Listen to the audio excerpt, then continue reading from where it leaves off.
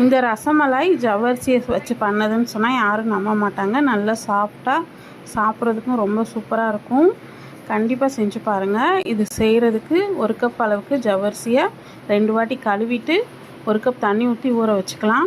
இது 2-3 மணி நேரம் நல்லா ஊறினதும் ஒரு மிக்ஸி ஜாரில் சேர்த்துட்டு இது கூட ஒரு 3 டேபிள் ஸ்பூன் அளவுக்கு மில்க் பவுடர், 2 டேபிள் ஸ்பூன் சர்க்கரை போட்டு அரைச்சி எடுத்துக்கலாம்.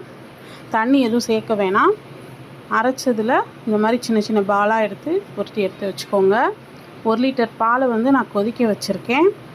அது கூட நம்ம ஒரு 3 டேபிள் ஸ்பூன் அளவுக்கு மில்க் பவுடர் சேர்த்துக்கலாம்.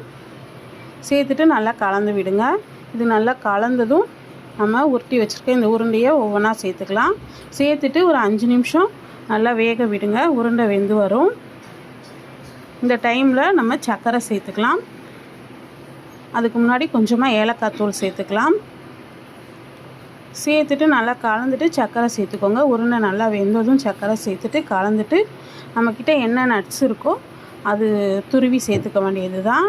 இது ஸ்வீட்டை கொஞ்சம் நல்லா எடுத்து கொடுக்கறதுக்காக ஒரு பிஞ்ச் அளவுக்கு நான் உப்பு சேர்த்துருக்கேன். உப்பு சேர்த்துட்டு நல்லா கலந்துட்டு அடுப்பை ஆஃப் பண்ணிவிட்டு நம்மக்கிட்ட என்ன நட்ஸ் இருக்கோ அதை துருவி சேர்த்துட்டு நல்லா சில்லுன்னு ஃப்ரிட்ஜில் வச்சுட்டு சர்வ் பண்ணுங்கள். ரொம்ப சூப்பராக இருக்கும்.